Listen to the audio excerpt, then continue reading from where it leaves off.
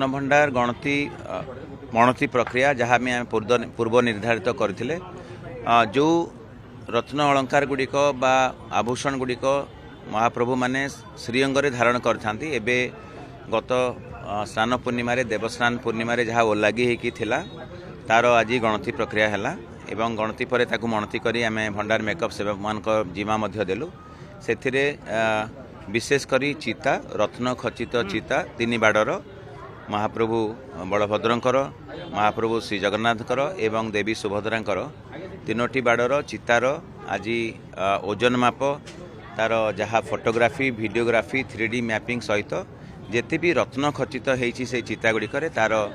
जो आमर रत्न विशारद अच्छा जेमोलोजिस्ट अच्छा तार से चिन्हट कले एवं तार पूर्णतार सहित ताकू करागला खुशीर कथा 78 मसीहा तालिकार जहाँ भी वर्णित होती से हिसाब से ताहा मेलक है ता सहित सुआ थंटिया रूपा रसिक सुआ थंटिया जो रत्न अलंकार गुड़िक आम साधारण भक्त हिसाब से देखी पारुनु आमर सौभाग्य आम ताकू देखिबार सुजोग पाइले से रत्न से अलंकार गुड़िकर आज ओजन माप करागला एवं गणति करागला ता सहित राहु रेखा जो तीन बाड़र अच्छी राहु रेखार स्वर्ण अलंकार से राहु रेखार करागला झोबार आज आम गणति करना एथिपाई जो झोबा गणति होता ताहा एबे भंडार मेकअप सेवक मान पाखे अच्छी आउ गोटे सेट झोबा एबे महाप्रभु माने तांको श्रीअंगरे लागी होइछि एवं जेहेतु चतुर्धा मूर्ति एबे तांकर जन्मवेदी रे अवस्थान करिसंती सेटा संभव नुह जेहेतु यही समस्त अलंकार चलती रत्न भंडार अंश विशेष तेणु आम आगामी दिन में ताकू करूँ तेणु आज 9टी अलंकार आज गणति है विशेषकर आपण को जमती आम सूचना देलु चिता राहु रेखा एवं रूपा रसिक सुआ थंटिया तीनोटी लेखा करी 3टी 9टी अलंकार गणति करागला एवं संपूर्ण स्वच्छतार सहित जहाँ भी अनुमोदित एसओपी आम आपको सूचना देइथिलु जे अलंकार गणति मणति प्रक्रिया रत्नभंडार भितरे हेबा कथा किंतु जेहेतु एबे रत्नभंडार बंद रही तेणु आम खटसेज घर जोटा लोकनाथ मंदिर सामने अच्छी से हाई लेवल कमिटीर चेयरमैन एवं जिलापाल एवं समस्त छत्तीसा निजोगर नायक आमर रत्नभंडार सब कमिटीर सदस्य समस्त प्राधिकृत व्यक्ति विशेष को उपस्थिति करागला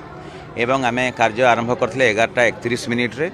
एवं यह शेष है 1:58 अर्थात 2 घंटा 27 मिनिट आगु जो 14 दिन कार्य 25 मार्च रु आरंभ होता से आम 75 घंटा 36 मिनिट्र कार्य करते गणति प्रक्रिया एवं आज जदि आम मिसेबा पाखापाखि 78 घंटा 3 मिनिट्र समय होती आम जदि सठिक हिसाब से कहवा संपूर्ण प्रक्रिया स्वच्छतार सहित राज्य सरकार मार्गदर्शिका अनुजाई करा जायछि एवं महाप्रभु को आम समस्त आशीर्वाद अच्छी बोली आम धरुचु एथिपाई जे संपूर्ण प्रक्रिया निर्विघ्न समापन होइछि एथिरे भंडार मेकअप सेवक एवं अन्यान्य सेवायत गोष्ठी आमको सहायता करछंती समस्त सेवक बंधु मानकु आम गभीर कृतज्ञता ज्ञापन करुचु परिचालना कमिटीर अध्यक्ष गजपति महाराज एवं समस्त परिचालना कमिटीर सदस्य मानकर सहायता एवं परामर्श पाई मध्य धन्यवाद अर्पण करुचु हाई लेवल कमिटीर अध्यक्ष एवं समस्त सदस्य मानकु आम धन्यवाद जनाऊँ आज गणति प्रक्रिया हाई लेवल कमिटीर सदस्य पद्मश्री सुदर्शन पट्टनायक मध्य उपस्थित रही तेणु आगामी दिन में आम कौ दिन बाकी भितर रत्न भंडार जो बड़का रत्न अलंकार अच्छी तार गणति कबे करूँ आम आपण को सूचना देवु आम आगतरा भाव तारीख स्पष्ट भाव में कहीपारूना बाकी नीतिकांति संपादन एवं अन्यान्य प्रासंगिकता देखी आम से तिथि बा तारीख निर्धारण कलापर आपण मानक सूचना देवु आम सौभाग्यशाली मन करछु आम से रत्न अलंकार गुड़िक देखी पालु रत्न खचित चिता गुड़िक आम समस्त साधारण भक्त हिसाब से रत्न सिंहासन जो आभूषण आभूषित होती महाप्रभु माने से आम देखुचे किंतु आमर सौभाग्य आम ताकू देखिबार सुजोग पाइलु एवं ताकू जहाँ गणति प्रक्रिया सामिल करिवार सुजोग पाइलु सेथिरे अनेक रत्न खचित होइछि जहाँ भी वर्णित अच्छी से जहाँ विभिन्न हीरा नीला मोती माणिक्य अच्छी तार गणति प्रक्रिया सरला एवं गणति प्रक्रिया सरीगला आम से रत्न खचित चिता राहु रेखा एवं रूपा रसिक सुआ थंटिया को पुणी भंडार मेकअप भाई मानकू तार मणति करिकी तांकर जिमा देइछु समस्त धन्यवाद जय जगन्नाथ गतकाली श्री विग्रह माने रथ आरूढ़ श्री विग्रह जेतेबेले तांकर जन्म विधि रे आड़प मंडपरे विजय करछन्ती। आज अन्यान्य नीतिकांति सरिबा परे एबे आड़प मंडपरे तांकर जन्मवेदी रे महाप्रभु माने श्रद्धालु भक्त मान को दर्शन दौरान एवं आज आउ गोटे सूचना आपण जरिया आम देवाई चाहबू। आज राति पाखापाखि 9टा पर बनक लगी नीति अनुष्ठित हम से समय साधारण भक्त मान दर्शन बंद रहा परंपरागत प्रक्रिया। जदियो आज रविवार अच्छी अनेक संख्यार भक्त श्रद्धालु मैंने आसुँच किंतु राति आज से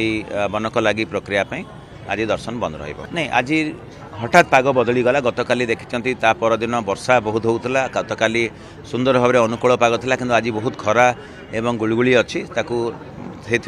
प्रतिकूल जहाँ भी परिस्थिति अच्छी ताकू मुकाबला करने पानीय जलर व्यवस्था जल सिंचन एवं शेड्र व्यवस्था करा जायछि एवं आहरी भी जहाँ व्यवस्था करने कथा आम निश्चित भाव प्रशासन तरफ कर संपूर्ण घोषयात्रार जहाँ नीति निर्घंट बा प्रक्रिया रही से अनुजाई समस्त प्रस्तुति होती। आसंता काली अर्थात जुलाई मास 20 तारिख रे हेरा पंचमी हेब एवं 23 तारिख रे संध्या दर्शन एवं 24 तारिख रे बाहुड़ा यात्रा अनुष्ठित होब जितेबले श्रीजीव माने अवस्थान करुछंती गुंडीचा मंदिर रे श्री गुंडीचा मंदिर रे। तेणु नीतिकांति